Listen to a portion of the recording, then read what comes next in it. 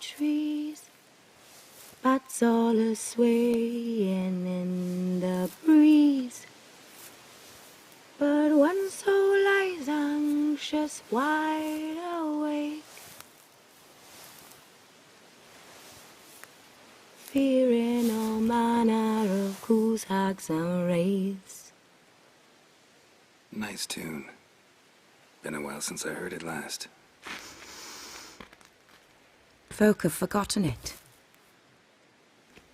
Got other things on their mind. Things like me. They paid me for you. So, The Witcher 3 is my favorite game of all time. There are a lot of reasons why I love this game.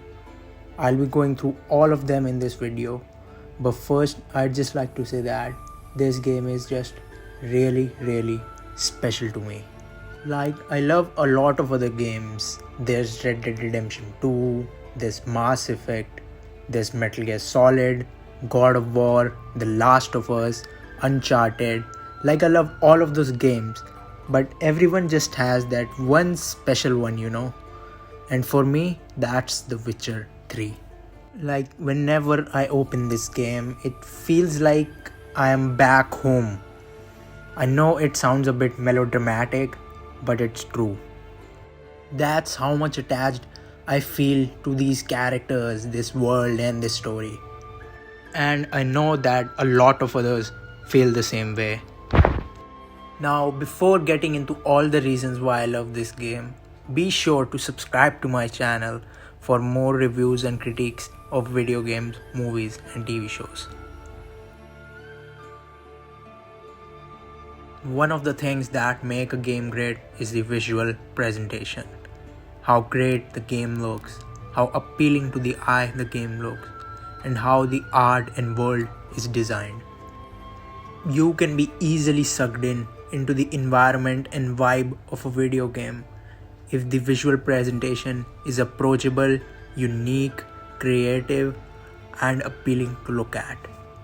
And The Witcher 3's art direction is perfect, at least for me it is.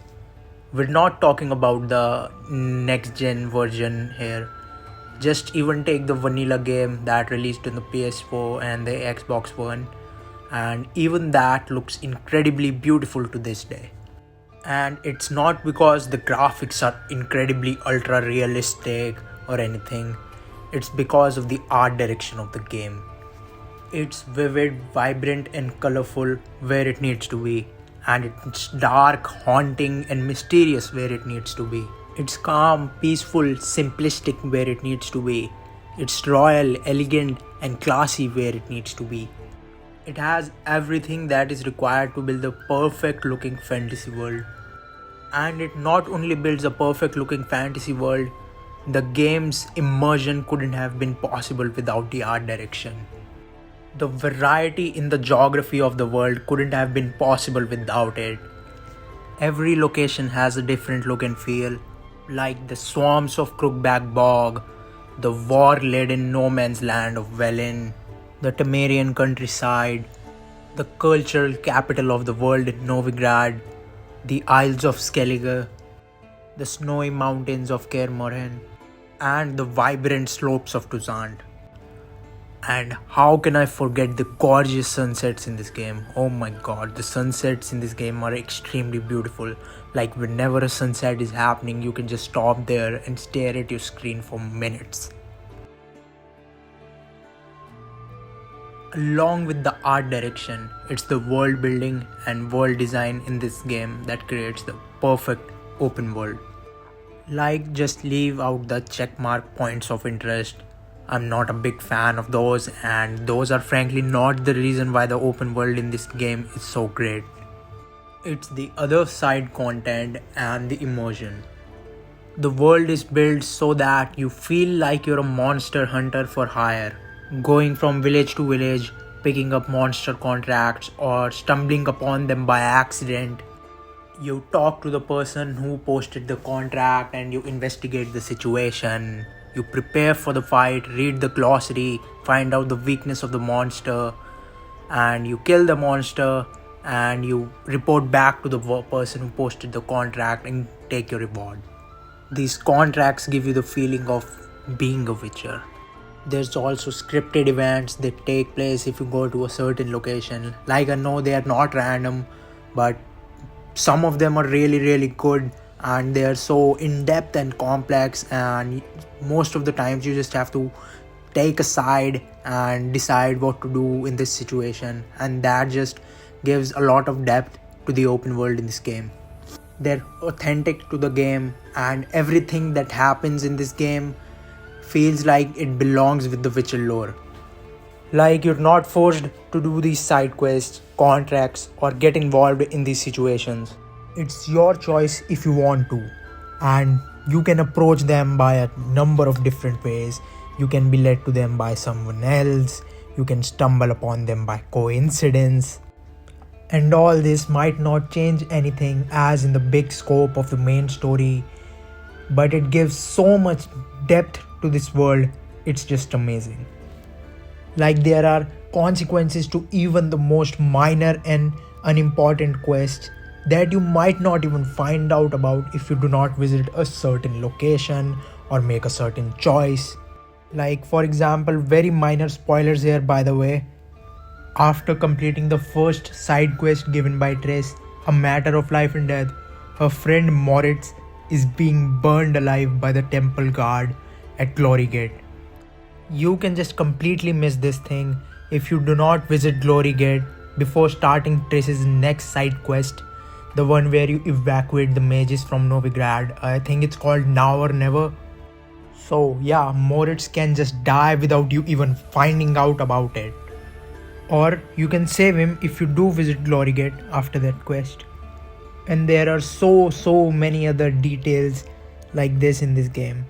And the thing is, it does not change anything massive, but small details like this, they make the game so much realistic and add so much depth into the world. Going to an inn, inquiring about something, and getting into a bar fight because you chose the wrong dialogue option. The game acknowledges even the smallest things you do and the smallest choices you make, and that in some way changes things and adds to the world, and that just goes to show the effort that has been put into the level design and world design of this game. The open world feels lived in, it doesn't feel empty at all. The swamps of Velen are full of monsters, and you have that haunting and eerie vibes going on there, and you just want to get out of there as soon as possible because the world is designed that way, because that place is designed to make you uncomfortable, because Geralt would be in a place like that. He would want to leave a war-laden land like Velen as soon as his work is done there. You enter Novigrad and you feel like you entered the cultural capital of this world. Everyone there is doing something. There is a lot of crowd. Different people are doing different tasks. There are different situations going on. And as for Skellige, it feels exactly the game wants you to feel there. It's a land inhabited by warriors who still believe in Ragnarok. Kaer Morhen feels like an abandoned secret keep, like it should. Toussaint feels like the vibrant land of love, wine, and vampires. The free roam and exploration is just amazing. You can stumble upon different situations, or you can find Easter eggs like Tyrion Lannister in Skellige. Just free roaming on Roachback gives you an amazing feeling. The art direction, the environments, the music, everything just comes together into making this perfectly crafted fantasy world. Now, I wanted to talk about the music separately. Art direction and open world design do contribute in making this perfect fantasy world, but it's the music that gives life to it. The music has variety just like the geography. I mean, the atmosphere in Velen wouldn't have been possible without a track like The Hunter's Path. Or just imagine free roaming in Skellige without the fields of Ardskellig playing in the background. Could you imagine that? It would be the same as Game of Thrones or Westworld or any other amazing piece of fiction without its incredible score. The music is in many ways responsible for the vibe each region gives off in this game. Like when you're in White Orchard in the starting, the music there, it's fitting for a small village full of peasants in the Tamarian countryside. Just every track in this game is amazing. Not to mention the combat music, which sometimes does get repetitive, but it still has quite a lot of variety. It fills you with adrenaline and excitement like any combat music should. And some of the specific music used for some parts of the story, which were only used once, like The Wolf and the Swallow or You're Immortal. All of those music tracks are just so good and so well composed. They might be used only once, but they still leave such a lasting impact. Marcin and Mikolai did an incredible job with the score. It fits the Polish folklore fantasy vibes of the Witcher world perfectly. Now we come to the main story, one of the biggest reasons this game is loved so much. It's the good old Witcher plot of finding Cirilla. It starts off with Geralt looking for Yennefer with his old mentor Vesemir in the countryside of White Orchard. It's a slow start, which I personally really like. It's like the calm before the storm. Anyways, Geralt finds Yennefer, or should I say, Yennefer finds Geralt after he takes care of Griffin for the local garrison ruler. Before that, Geralt and Vesemir have to fight off a few angry Temerians to save the barkeep. But it backfires after the Witchers paint the walls of the inn red with the blood of their enemies. The people are absolutely horrified and scared. This is the first time in this game that you see everything is not black and white, and that this world is full of moral dilemmas and complex situations. So Geralt bids farewell to Vesemir and leaves to Vizima with his lover of yore, where he finds out his daughter by choice, Cirilla, has returned and is being hunted by wraiths known as the Wild Hunt. He is to find her at the Empress' command and Yennefer's behest. So the first lead is a Nilfgaardian spy in Velen who Geralt arrived late to. Thankfully, he had an underground bunker which the Wild Hunt didn't discover. Geralt found two leads in there. The first one led him to an old friend, Kira Metz, who in turn led him to these witches in the swamp known as the Crones of Crookback Bog. Now, this part of the story, the Ladies of the Wood and the Bloody Baron questline, this is probably my favorite part of the game. So, Geralt finds the Crones after talking to this old lady who's taking care of the orphans in the swamp. The Crones agree to tell Geralt about Ciri, but only if he helps them take care of this tree spirit. Now, this here is the best part. You have to make a big decision that if you want to kill the spirit like the Crones asked you to, or if you want to make a deal with the spirit and let it go. You don't know what the consequences of this choice are going to be, but what you do know is that both the Crones and the tree spirit are evil. So this is the first time in the game that the long-running theme of the Witcher books comes into play, choosing the lesser evil. Now it's up to you, it's your choice, and there are going to be consequences for the choice that you are going to make here. So you make your choice and you find out about Ciri and what happened to her, that she was in the swamp and that she barely escaped the Crones, but she still managed to escape. Now only one last lead left to check in well, the Bloody Baron. This starts the Family Matters questline and it's the best in the game. I love it so much.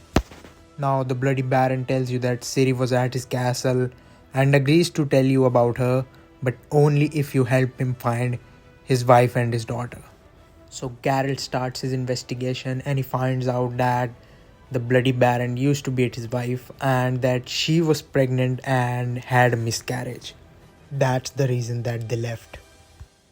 You have all these conversations with the Baron and you get to know about his and his wife's backstory, and it's so well written. It has so much depth and complexity. So after that, you turn the Baron's dead infant daughter into a lubberkin and find out what happened to his wife and daughter.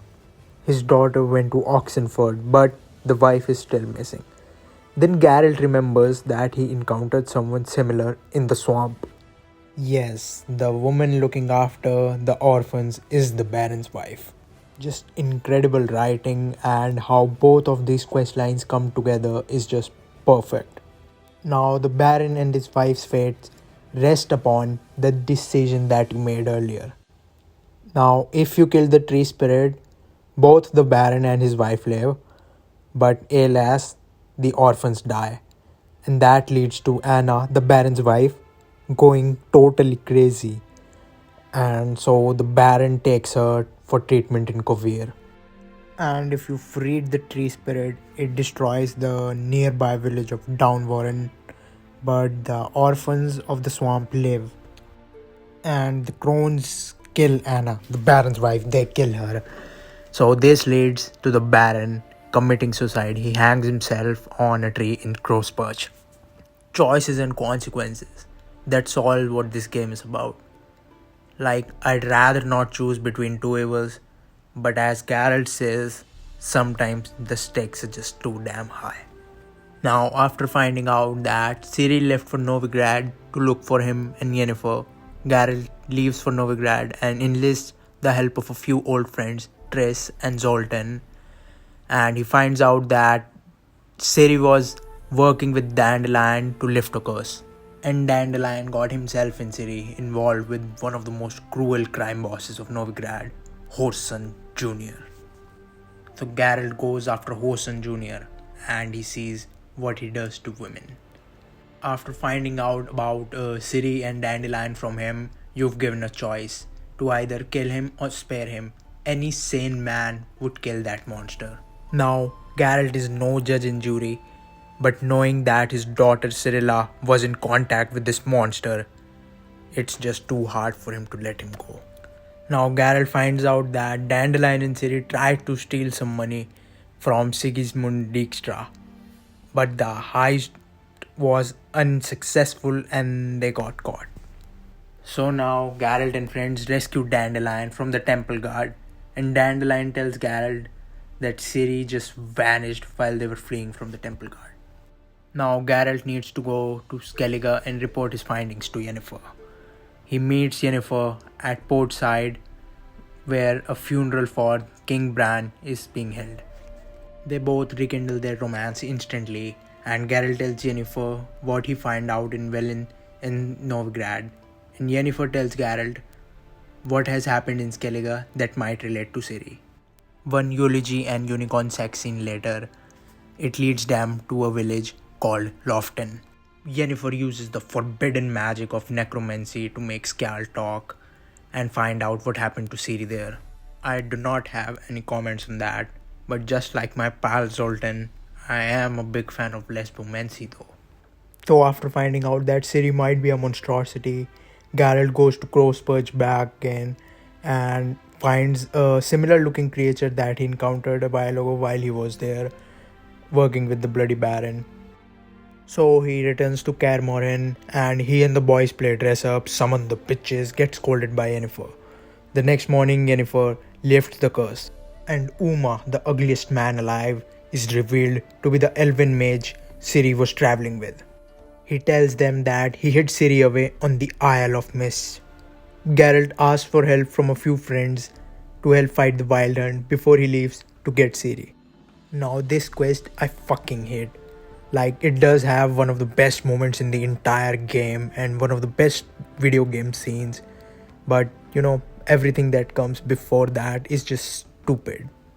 It's just so dumb, so annoying, so fucking out of place.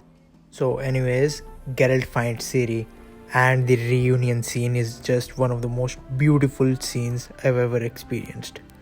Like, everything you did until this point, or if you've read the books, everything that happened in the books, everything was leading to this specific moment, and it's perfect. Geralt and Ciri teleport to Kaer Morhen after Ciri mentions Night City, and there are heartwarming reunion scenes in Kaer Morhen when Ciri arrives there with Vesemir and with Yennefer. Now it's time for the Battle of Kaer Morhen, one of the best quests in the entire game. It's just action packed and full of intensity. The Wild Hunt managed to overpower the forces of Kermoren, and Vesemir is killed. Ciri loses it and wreaks havoc over Kermoren. The Wild Hunt is forced to retreat, and Geralt and the others hold a funeral for Vesemir. Now, Geralt and Ciri head to the Bald Mountain in Velen to take out Imlerith, the commander of the Wild Hunt, the same Imlerith who killed Vesemir. They do some heavy warm up in the form of a snowball fight, which does prove to be beneficial as Ciri kills two of the crones and Geralt manages to butcher Imlerith. Now, up until this part of the story, the pacing and everything in the story was perfect for me. I loved it. And even though it's still interesting and amazing from here on out, I just think from here on out it kind of feels rushed and too fast paced. I don't know, maybe it's just me, but I think personally that it's the weakest part of the story. So Yennefer and team prepares to fight the Wild Hunt once again, while Geralt and Ciri steal some horses with a bunch of jokers, and Geralt flirts with Ciri's friend. So a few quests and Ciri punching some locals over the dead body of a virgin later, we come to the big final battle. It's big, it's hyped up. Geralt kills Eredin, but Ciri ends up sacrificing herself to end the White Frost. Now Ciri's survival here depends on the choices you made as her father figure. I personally sold her off to a real father to get married to him for 1000 crowns. Best decision in my opinion. Also, don't forget to romance both Yennefer and Triss to get the secret ending. It's amazing.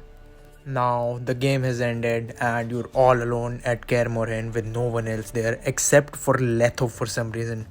I mean, dude, read the room, leave. You feel empty that it has ended, that you won't be able to experience this story for the first time anymore. You can always replay it though, but no matter how many times you do, every time you finish it, you will feel that emptiness. The thing is that CDPR understands this world. They understand the Witcher's source material. They understand the themes, values, and characters. They understand the types of stories that fit in this world. They understand the complexity, the choices and consequences, the weird unicorn sex, and they give the fans a story that both the existing fans and newcomers to this world could fall in love with.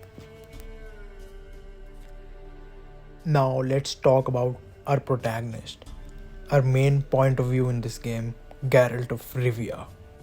Everything that happens revolves around him, and it happens because of the choices he, in this case, in the case of the game, we as Geralt make. Every small decision and moral dilemma adds to the depth of Geralt's character. Even people who haven't read the books could say how well written Geralt as a protagonist is, and how the things happening around him in the story and in the world affect him as a character. Now, he's still the same character at the beginning and the end of the story, but with everything he does and the lengths he goes to find his daughter, you see him as a person, not as the White Wolf or the Butcher of Blaviken or the famed monster hunter. You see him as a person, you see him as Geralt. Just like the ones closest to him see him as, like Yennefer sees him as, like Ciri sees him as. And the biggest thing here is that in this game, you're the one making the choices.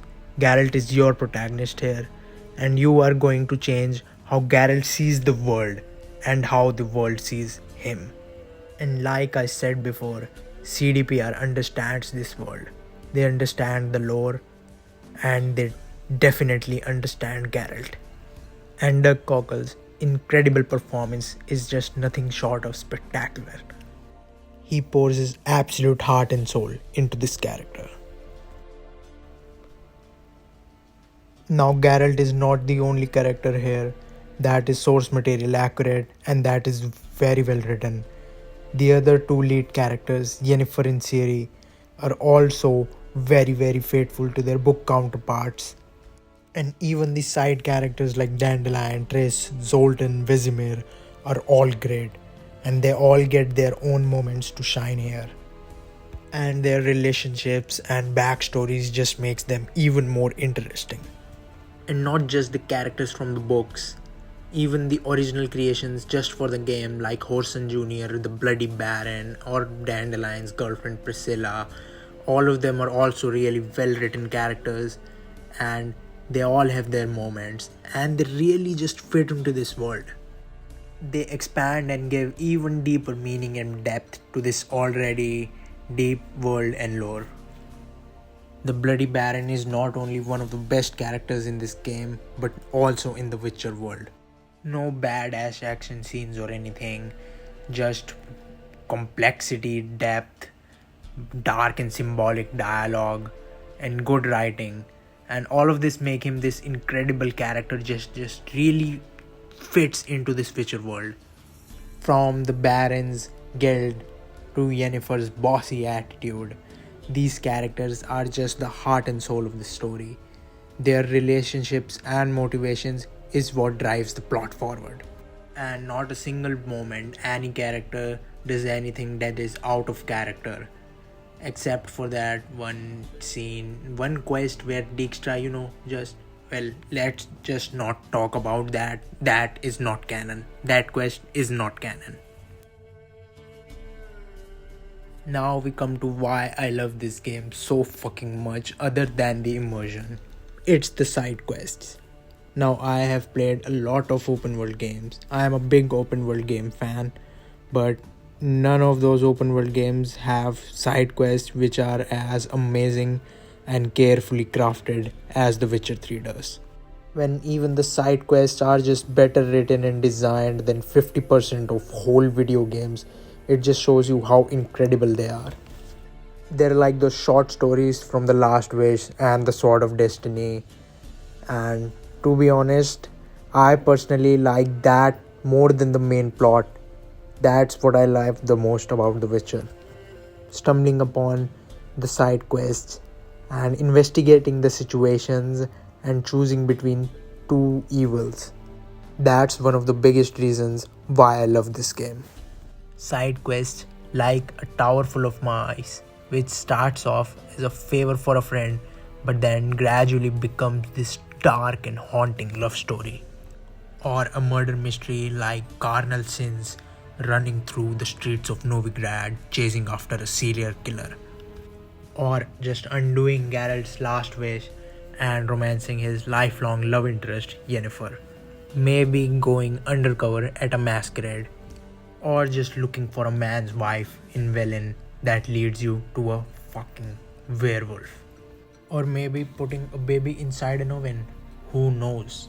Now, the point is, every side quest just feels so authentic and natural, and all of them give so much depth to Geralt as a character and to the world in general.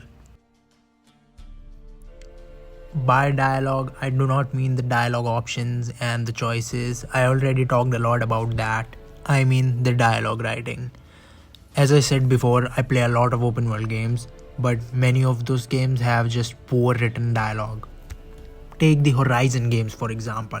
I really like both of those games, but the dialogue in those games is just so lifeless. It doesn't carry any emotional weight, and it just feels so explanatory without any of it fitting naturally into the world and the lore. But the dialogue in The Witcher 3 is just fantastic. It's written with care and it's written with passion. It's not one-dimensional and it's not black and white. It's grey, it's meaningful, it's complex, and it carries emotion and adds genuine urgency when it's needed, and it's funny as hell when it's needed. This game does have a lot of dialogue and a lot of it is explanatory as well, but it just never feels boring, and the reason for that is that it just fits with the world so perfectly, offers so much interesting information about this cruel and harsh world. Now, the gameplay. And I know that the gameplay is kind of like the weakest part of this game, especially the combat, and that many people actually do not like it at all, but I personally think it's pretty cool. I've never encountered any big problems with the gameplay or the combat.